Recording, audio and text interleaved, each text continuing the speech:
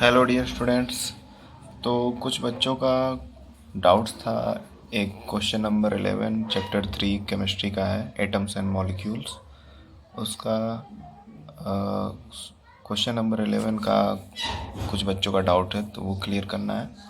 And physics में gravitation chapter का question number 17 कुछ बच्चों को समझ में नहीं आया तो चलिए उसको वन बाय वन समझते हैं। तो first of all question number 11 जो है चैप्टर 3 एटम्स एंड मॉलिक्यूल में, उसमें एक मॉलिक्यूल दिया है एल्युमिनियम ऑक्साइड, जिसका फार्मूला आप देख रहे हैं Al2O3 लिखा जाता है। ठीक है, तो ये एक कंपाउंड है और इसका वेट जो मेजर किया गया है, वेट बैलेंस से, वो 0.051 ग्राम है। ठीक है, तो इतना ग्राम है, काफ़ी कम अमाउंट में है एल्युमिनियम ऑक्साइड का कंपाउंड। और हम लोगों ने इसी चैप्टर में मॉलिक्यूलर मास निकालना सीखा था। किसी मॉलिक्यूल में जो भी एलिमेंट्स या आइटम्स हैं उनके मास का सम जो है मॉलिक्यूलर मास के बराबर होता है। तो चूँकि हमको वेट ऑलरेडी दिया है वेइंग बैलेंस से, तो हमको इसका मॉलिक्यूलर मास निकालना है। तो दो एल्युमिनियम एटम है, एक एल्युमिनियम एटम का मास 27 होता है, तो 27 इंटू 2, क्योंकि दो एल्युमिनियम है, प्लस ऑक्सीजन के एक एटम का मास 16 होता है, और कितने ऑक्सीजन इस कंपाउंड में है, 3 इंटू 3। इन सब को मल्टीप्लाई करेंगे, 27 टू जा 54, 16 3 जा 48। अब दोनों को सम कर देंगे तो 102 ग्राम आ जाएगा molecular mass of aluminium oxide compound. ठीक, तो ये हमको मॉलिक्यूलर मास निकल गया और ये हमारा ऑलरेडी वेटेड मास है जो वेट किया गया है। तो मास और मॉलिक्यूलर मास की हेल्प से हम लोग नंबर ऑफ मोल्स निकाल लेंगे कि एल्युमिनियम ऑक्साइड का जो कंपाउंड है उसमें मोल्स कितने हैं। तो मोल्स का फार्मूला आप लोग पहले ही पढ़े होंगे, स्मॉल एन या number of moles equal to given weight upon molecular weight या फिर एटॉमिक वेट। क्योंकि यहाँ मॉलिक्यूल या कंपाउंड दिया है तो यहाँ पे मॉलिक्यूलर वेट निकाल रहे हैं। तो ये हम लोगों ने ले लिया given weight upon molecular wait. चूँकि यहाँ पे डेसिमल है तो डेसिमल के प्रॉब्लम को सॉल्व करने के लिए 1000 से मल्टीप्लाई किया गया। 1000 से क्यों? क्योंकि यहाँ पर 3 नंबर के बाद डेसिमल है, तो 3 नंबर के बाद डेसिमल को रिमूव करने के लिए 1000 से मल्टीप्लाई कर रहा हूँ मैं ऊपर, और सिमिलरली मुझे नीचे डिनोमिनेटर में भी 1000 से मल्टीप्लाई करना है। तो 1000 के बाद मल्टीप्लाई करने पर हमको 51/102,000 आएगा। तो फर्दर हम लोग डिवाइड करेंगे तो ये हमको फाइनल सोल्यूशन आएगा। आप डिवीजन करेंगे तो ईजिली आप समझ जाएंगे कि 0.0005 मोल आएगा एल्युमिनियम ऑक्साइड का। ठीक, तो ये हमारा नंबर ऑफ मोल्स निकल गया। इस क्वेश्चन में हमको करना क्या है कि हमको aluminium ion, number of aluminium ions निकालने हैं। तो नंबर ऑफ एल्युमिनियम आयन्स निकालना है यानी नंबर ऑफ पार्टिकल्स निकालना है, आयन्स यानी पार्टिकल्स। तो उसके लिए सबसे पहले नंबर ऑफ मोल निकालना ज़रूरी था, जो हम लोगों ने निकाल लिया। देन अब हम लोग चलते हैं दूसरे फार्मूले पे, जिससे नंबर ऑफ पार्टिकल्स निकालते हैं। इस क्वेश्चन में चूँकि मॉलिक्यूल या कंपाउंड दिया है तो नंबर ऑफ मॉलिक्यूल्स निकालेंगे। Number of moles is equal to number of molecules upon Avogadro number, जिसको कि हम लोग सिम्बलाइज करके भी लिख सकते हैं, small n for number of moles और कैपिटल एन और सब्सक्रिप्ट में मॉलिक्यूल्स अपॉन Na यानी एवोगैड्रो नंबर। तो वैल्यूज़ पुट करेंगे। नंबर ऑफ मोल्स हमारा ये है 0.005 जो हम लोगों ने अभी निकाला है। नंबर ऑफ मॉलिक्यूल्स निकालना है हमको, एल्युमिनियम ऑक्साइड में कितने नंबर ऑफ मॉलिक्यूल्स हैं, और एवोगैड्रो नंबर हमको ऑलरेडी रिमेंबर है तो हम लोग इसको पुट कर देंगे वैल्यू। नाउ हमको ये निकालना नंबर ऑफ मॉलिक्यूल, तो ये यही रहेगा नंबर, ये मतलब रहेगा अननोन, और ये इसके साथ क्रॉस मल्टीप्लाई हो जाएगा। क्रॉस मल्टीप्लिकेशन आप पढ़े होंगे, तो इसका और इसका क्रॉस मल्टीप्लिकेशन होगा। Therefore number of molecule is equal to number of mole into Avogadro number. अब मैंने इसको एक्सपोनेंट फॉर्म में कन्वर्ट कर दिया है। तो यहाँ पे आप देख पा रहे होंगे कि 1 2 3 4 नंबर के बाद पॉइंट है, तो इस पॉइंट को मैं यहाँ पे लाया, मान लीजिए। तो कितने नंबर को क्रॉस किया है पॉइंट, 1 2 3 4। तो इसलिए जब भी पॉइंट राइट साइड में मूव करता है इधर की तरफ तो पावर माइनस में होता है। तो 5 × 10⁻⁻⁴, क्योंकि ये 4 अंक को राइट साइड में क्रॉस किया है, डाका है नंबर। ठीक है, ये पॉइंट 4 अंक तक डाका है, इसलिए पावर में -4। तो इसको इस तरह भी डायरेक्टली लिख सकते हैं, और या फिर सिंप्लीफाई करना है तो इसको मैंने एक्सपोनेंट के फॉर्म में लिख दिया है। फिर यहाँ पे Avogadro number as it is लिख दिया मैंने।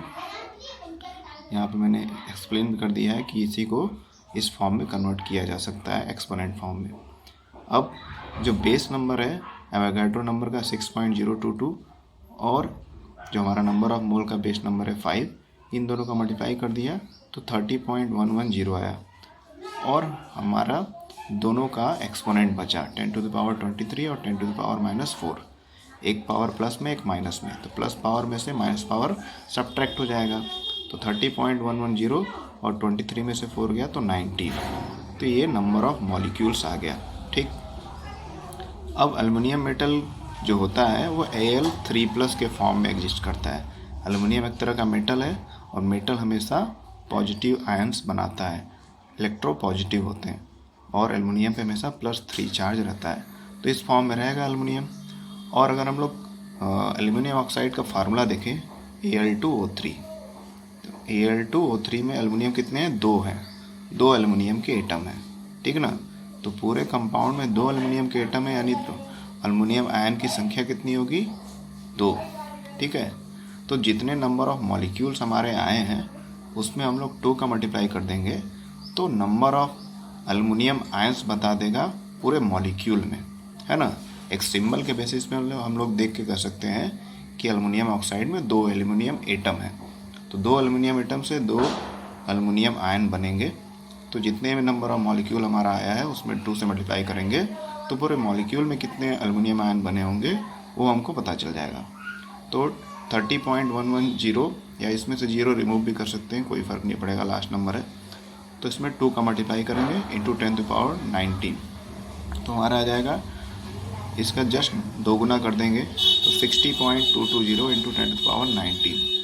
अब ये पॉइंट जो है एक नंबर, इस पॉइंट को लेफ़्ट साइड एक इधर लेते आते हैं 6 के बगल में, है ना, यहाँ पे, तो एक नंबर लेफ़्ट साइड में क्रॉस किया ये पॉइंट, इसलिए पावर एक प्लस बढ़ गया, तो ये 10⁻20 हो गया। फाइनल आंसर हमारा क्या हो गया? 6.022 इंटू 10⁻20। तो इतने नंबर ऑफ एल्युमिनियम आयन होंगे इस एल्युमिनियम ऑक्साइड के मोल्स में, ठीक है। तो this is our answer. Okay, चलिए अब दूसरा क्वेश्चन डिस्कस कर लेते हैं। दूसरा पूछा गया था, ये क्वेश्चन थोड़ा सा लेंदी है लेकिन इजी है। तो चैप्टर नंबर 10 ग्रेविटेशन चैप्टर जो है, गुरुत्वाकर्षण, उसका 17वां क्वेश्चन है। उसमें दिया गया है कि टावर है, मान लेते हैं कोई शेप ऐसे मैंने बना दिया रैंडम, तो एक टावर है, टावर के टॉप से एक पत्थर, छोटा सा पत्थर का टुकड़ा, छोटा या बड़ा जो भी मान लें, पत्थर का टुकड़ा ऊपर उसके टॉप से नीचे गिराया जा रहा है, और सेम टाइम पे, उसी टाइम पे जब ऊपर से नीचे कोई पत्थर गिराया जा रहा है तो नीचे से ऊपर की तरफ भी एक पत्थर फेंका जा रहा है सेम टाइम पर। तो मान लेते हैं ऊपर से नीचे जो पत्थर गिर रहा है वो मान लेते हैं कोई दूरी तय किया, वो h दूरी है, और नीचे से जो ऊपर पत्थर जा रहा है वो भी, उसको मैंने h' दूरी मान लिया, ठीक है। और किसी न किसी पॉइंट पे वो मीट करेंगे, यानी एक ऐसा पॉइंट आएगा जहाँ पर वो एक सेम दूरी पर, मतलब एक सेम लेवल पे आ जाएंगे। तो वही पूछा गया है हम लोगों से कि ज़मीन से, यानी बॉटम से, धरातल से दोनों पत्थर जो है किस पॉइंट पे कितनी दूरी पर मीट करेंगे, कितने दूरी पर एक लेवल में आ जाएंगे, तो वही हमको पूछा। और इसमें कितना समय लगेगा, कितने समय में ये दोनों, जो ऊपर से एक पत्थर आ रहा है और नीचे से ऊपर फेंका जा रहा है और ऊपर से एक नीचे फेंका जा रहा है, एक ही लेवल पे आ जाएंगे, कितनी दूरी पर ज़मीन से होगा वो दूरी, और कितना समय लगेगा ये होने में, तो ये पूछा गया है प्रश्न में। और पूरे टावर की ऊंचाई जो है यहाँ बॉटम से लेकर उसके टॉप तक 100 मीटर है, ठीक। और यहाँ आप देखेंगे h' + h = 100, ये मैंने माना है कि ऊपर से नीचे जो पत्थर गिर रहा है वो मान लेते हैं बीच रास्ते में आ गया, h दूरी है, और नीचे से ऊपर जो फेंका जा रहा है h' दूरी, दोनों की दूरी को, दोनों की हाइट को अगर ऐड करेंगे तो टावर की ऊंचाई के बराबर ही होगा, इसलिए मैंने लिख दिया h' + h = 100 metre, which is height of the tower. चलिए पहला केस देख लेते हैं। स्टोन, पत्थर को ऊपर से नीचे गिराया जा रहा है, ठीक है, टावर के ऊपर से, टॉप से नीचे गिराया जा रहा है। तो ऊपर के पोजीशन पे यहाँ पर जो पत्थर रहेगा स्थिर रहेगा, एकदम कांस्टेंट रहेगा, स्टैटिक स्टेट में रहेगा, कोई भी उसमें मोशन नहीं होगा। तो उसका इनिशियल वेलोसिटी क्या होगा, 0। ठीक, फिर वो कुछ समय लगेगा, टी टाइम लेगा कोई, मान लेते हैं कोई टी टाइम में वो यहाँ से यहाँ आएगा। अभी हमको पता नहीं है कहाँ तक आएगा, मान लेते हैं कि यहाँ से आया है, टी टाइम लिया। ठीक, और कितनी दूरी लिया, एच लिया। हम लोगों ने पहले मान लिया कि एच दूरी तक वो आया है, नीचे ज़मीन पर नहीं टकराया है, बीच में ही कोई एच दूरी पर आया है। और एक्सेलरेशन क्या होगा, जी, क्योंकि ग्रेविटेशन फोर्स की वजह से उस ऑब्जेक्ट पे एक्सेलरेशन ड्यू टू ग्रेविटी लग रहा है, जिसका मान हम लोग जी लिखते हैं या 9.8 मीटर पर सेकंड स्क्वायर भी लिखते हैं। ठीक, तो जी का मतलब वही हो गया 9.8 मीटर पर सेकंड स्क्वायर। अब इन सारे डाटा को अगर ध्यान से देखें, यू हमारा है, टी है, एच है, हाइट है, या एस भी लिख सकते हैं, डिस्टेंस है, और एक्सेलरेशन ड्यू टू ग्रेविटी है। तो इन सबको सम अप करके अगर जो फार्मूला बन रहा है, जिसका यूज किया जा सकता है न्यूटन्स के लॉ ऑफ मोशन का, तो उसमें कौन सा इक्वेशन यूज कर सकते हैं, second equation, which is h is equal to u t plus half g t square. इसको दूसरी भाषा में या एच रिमूव करके एस भी लिखते हैं, है ना, यहाँ पे एस भी लिखा जा सकता है, s is equal to u t plus half g t square. ठीक, तो ये हमारा एच मैंने मान लिया, h is equal to u t, initial velocity 0 है, तो 0 इंटू टी, तो ये 0 हो जाएगा पूरा ये portion, plus half g t square. G का वैल्यू कितना है, 9.8 मीटर पर सेकंड स्क्वायर, ये रख दिया मैंने 9.8 इंटू टी स्क्वायर। टाइम को हमने टी माना है, तो टी का स्क्वायर टी स्क्वायर ही होगा। तो ये तो हमारा 0 हो गया, तो एच बराबर क्या हो जाएगा, ये 2 से मैंने 9.8 को काटा तो 4.9 आएगा, 2 4 जा 8, 0.29 जा 18। ठीक, तो 2 से 9.8 को मैंने कट किया, इसका फैक्टर है, तो डेसिमल में 4.9 आया। तो हमको प्राप्त क्या हुआ, h is equal to 4.9 t square, ये हमारा पहला इक्वेशन हो गया। ठीक, इसको एज इट इज रह देते हैं।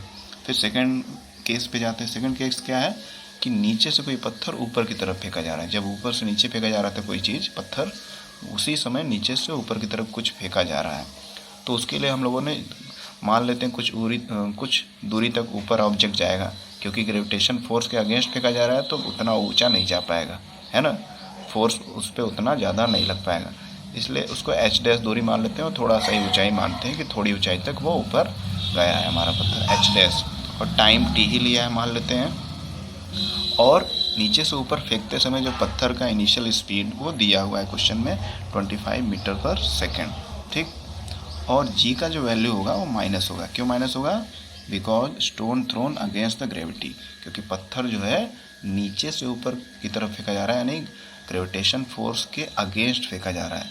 तो जब ग्रेविटेशन के अगेंस्ट कोई ऑब्जेक्ट जाता है अपवर्ड डायरेक्शन में, तो वहाँ जी का वैल्यू माइनस लेते हैं। ठीक, अब यहाँ भी सेम सारे जो डाटा दिया गया है, यू है, डिस्टेंस है, टाइम है, जी है, ये सारा इंडिकेट कर रहा है कि हम लोग सेकेंड इक्वेशन यूज कर सकते हैं मोशन का। फिर से वही यूज करते हैं। हाइट को हम लोगों ने एच डैश माना है, h dash is equal to u t plus half g t square. H dash is equal to initial velocity इस बार दिया हुआ 25 into t plus half into 9.8। यहाँ जी का वैल्यू मैंने माइनस में लिया है, क्योंकि अगेंस्ट द ग्रेविटी जा रहा है अपवर्ड डायरेक्शन में। इसको फिर से उसी तरह काटा मैंने जैसे पहले क्वेश्चन में, 2 से 9.8 को क्रॉस किया तो 4.9 कट के आ गया। तो ये हमारा इक्वेशन सेकंड बन गया, h is equal to 25 t, ये यू टी वाला, और ये पूरा सॉल्व करने के बाद माइनस 4.9 टी स्क्वायर। ठीक, ये सेकंड इक्वेशन हो गया। और हम लोग जानते हैं कि जो टावर का हाइट है, वो जो दोनों दूरी हम लोगों ने मांगनी है, एक ऊपर से नीचे जो ऑब्जेक्ट गिर रहा है और एक नीचे से ऊपर जो जा रहा है, दोनों के हाइट के सम के बराबर है टावर की ऊंचाई। ठीक, तो 100 मीटर टावर की ऊंचाई है इज इक्वल टू, दोनों हाइट को हम लोग सम अप कर देंगे, यानी दोनों इक्वेशन को ऐड करेंगे कि ये हमारा इक्वेशन है। ठीक है, इसमें एच डैश का वैल्यू ये पूरा है, और ये हमारा एक इक्वेशन है जिसमें एच का वैल्यू है, छोटा सा इक्वेशन। तो इन दोनों को सम अप करेंगे, ठीक ना, एच प्लस एच डैश। तो सारा सम अप करेंगे तो 4.9 टी स्क्वायर, एक बार प्लस में आ रहा है एक माइनस में, दोनों क्रॉस हो जाएगा। ठीक है, तो बचेगा क्या, 25 t is equal to 100 metre या 100। तो टी इज इक्वल टू क्या आ जाएगा, 100/25, दैट मीन्स 4 सेकेंड। ठीक है, 4 सेकेंड। इसका अर्थ ये हुआ, ये जो टाइम ले रहा है पत्थर ऊपर से जो नीचे आ रहा है या नीचे से ऊपर जा रहा है, उसमें कितना समय लग रहा है, ऊपर से नीचे की तरफ जो पत्थर एक आ रहा है और नीचे से ऊपर की तरफ एक फेंका जा रहा है, दोनों जिस पॉइंट में मिलेंगे उस एक लेवल पे हो जाएंगे, उसमें कितना समय लगेगा? 4 सेकेंड का। कितना? 4 सेकेंड का समय लगेगा। अब हम लोग को दूरी पता करनी है कि कितनी दूरी वो तय करेगा। चलिए देखते हैं इसको। तो टी का जो वैल्यू हमारा आया 4 सेकेंड, उसको हम लोग इक्वेशन फर्स्ट में पुट करते हैं। इक्वेशन फर्स्ट क्या था हमारा? h = 4.9 t square. तो 4.9 इंटू टी का वैल्यू क्या है? 4। तो 4 इंटू 4 हो गया 16, तो 16 स्क्वायर हो गया। ठीक है, तो 4.9 इंटू 16 h = 78.4 मीटर। और यहाँ पर h हमारा क्या है? That is the height of the stone falling from the top of the tower. Tower से नीचे की तरफ जो ऑब्जेक्ट गिर रहा है उसकी ऊंचाई को हम लोगों ने h माना है, जो कि 78.4 है। फिर दोनों जो ऊंचाई है, एक नीचे से जो ऊपर जा रहा है ऑब्जेक्ट या पत्थर, या ऊपर से नीचे जो आ रहा है, उन दोनों का sum tower of height of the tower के बराबर है। ठीक है, तो यानी 100 में से अगर ये जो हमारा h आया है इसको माइनस करेंगे तो हमको पता चल जाएगा दूसरी हाइट h डैश जो मानी है। h डैश क्या है? जो नीचे से ऊपर की तरफ ऑब्जेक्ट जा रहा है। तो h डैश हमारा आ गया 21.6 मीटर। ठीक है, तो 21.6 मीटर क्या है? वो दूरी है ज़मीन से जहाँ पे दोनों ऑब्जेक्ट ऊपर से नीचे जो पत्थर आ रहा है वो दोनों एक लेवल पे हो जाएंगे, यानी मीट करेंगे। वो कब होगा? 4 सेकंड के अंतराल पे।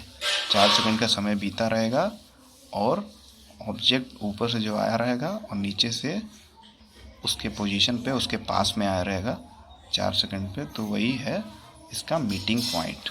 ठीक है, तो 21.6 मीटर की दूरी पर ज़मीन से वो दोनों ही पत्थर सेम लेवल पे होंगे। कितने समय के बाद?